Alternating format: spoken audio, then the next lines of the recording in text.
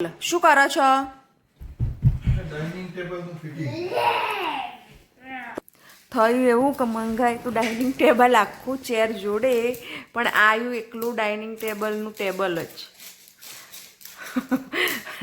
બતાવતું તો બધું છે અંદર, 4 ચેર ને ટેબલ, પણ વાંચ્યું નહીં અને ખબર નહીં ઉતાળમાં મંગાવી દીધું ને તે થઈ ગયો ભગો.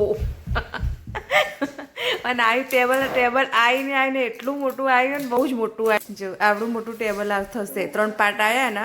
એ કેવું આપણે ઇન્ડિયાની અંદર તો આપણો અમદાવાદમાં વસ્તુ મંગાવીએ ને તો પાછું મોકલવું હોય ને તો ખાલી રિક્વેસ્ટ નાખીએ તો ઘરે આવીને લઈ જાય. અને અહીંયા તો ઘરે બી લેવા માટે ના આવે એ લોકો. આપણે એની જે મેઇન મતલબ પણ આપણી સિટીની અંદર આની ઓફિસ હોય ને તે આપવા જવાનું. હવે આવડું મોટું ટેબલ આપવા બી કઈ રીતે? જો ગાડીની અંદર તો આવે નહીં, એટલે સાધન કરવું પડે, ને સાધન બહુ મોંઘું પડે, એટલે ના છૂટકે વસ્તુ રાખવી પડે. નહીં હવે આવા ઇન્ડિયા યાદ આવ્યું ને ના આવ્યું તમને? બોલો. પણ ઘરે આવીને થોડા લેવા આવ્યું? હા, અને આપણે ત્યાં તો બિચારા જે લોકો આપણે લાયા હોય એમાં બી કશું કપાયા વગર, મતલબ જે કાપવાના હોય એટલા જ કાપું, અને ઘરે આવીને લઈ જાય ગમે તે વસ્તુ હોય. અને અહીંયા તો નાની વસ્તુ હોય તો બી ક્યાં ઘરે લેવા આવે છે? હાલવા નહીં જવું પડતું? ફિટિંગ કરવાનું હોય. આ ડાઇનિંગ ટેબલ મંગાવી તો ફિટિંગ એ લોકો ના કરી જાય આવીને? હા, બહારથી મળે ને. આરતી કેમ એમેઝોનમાંથી મેં મંગાવીએ તો ફિટિંગ નહીં કરી જતા આવીને?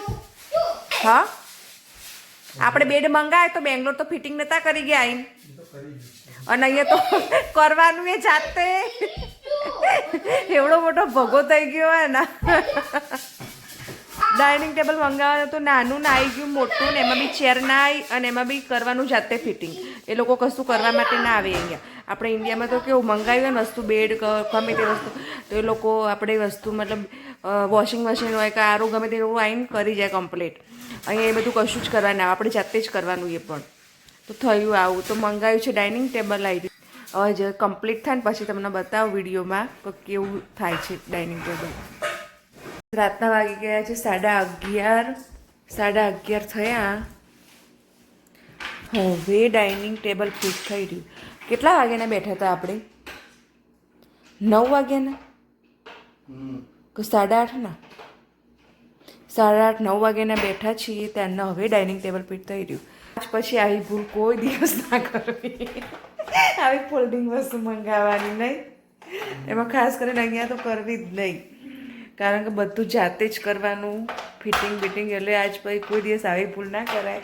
આ ભૂલ થઈ ગઈ મોટામાં મોટી. નહીં, ફોલ્ડિંગ વસ્તુ મંગાવી ભાઈ 2.5 કલાક થાય. કેટલું મથવાનું, કેટલું અલગ અલગ બધી વસ્તુ આપી હતી, ત્યારે આ ડાઇનિંગ ટેબલ ફિટ થયું ફાઇનલી. બોલજે બાય બાય કે બાય બાય. સારું, એટલે તો બાય બાય એટલે છે એમ કે બહાર જવાનું. ફાઇનલી ડાઇનિંગ ટેબલ આપણું બનીને તૈયાર થઈ ગયું છે, અને કંઈક આવું લાગી રહ્યું છે. બહુ સરસ લાગે નહીં? આપણે ગણપતિ દાદાની પૂજાએ કરી દીધી. હવે ચેર લાવવાની રહી, પછી લાવીશું ચેર. મસ્ત લાગે ડાઇનિંગ ટેબલ. લુક સારું લાગે છે, કલર સારું લાગે. મળીશું નવા બ્લોગ સાથે. ત્યાં સુધી bye bye, good night, take care. ચેનલને સબસ્ક્રાઈબ ના કર્યું તો પહેલાં ચેનલને સબસ્ક્રાઈબ કરજો, વિડીયો લાઈક કરજો. અડધું ટેબલ તો ડાઇનિંગ ટેબલ સારવીલે ફિટ કર્યું. સારવીલે કર્યું હતું ડાઇનિંગ ટેબલ તો ફિટ. ચલો બાય બાય.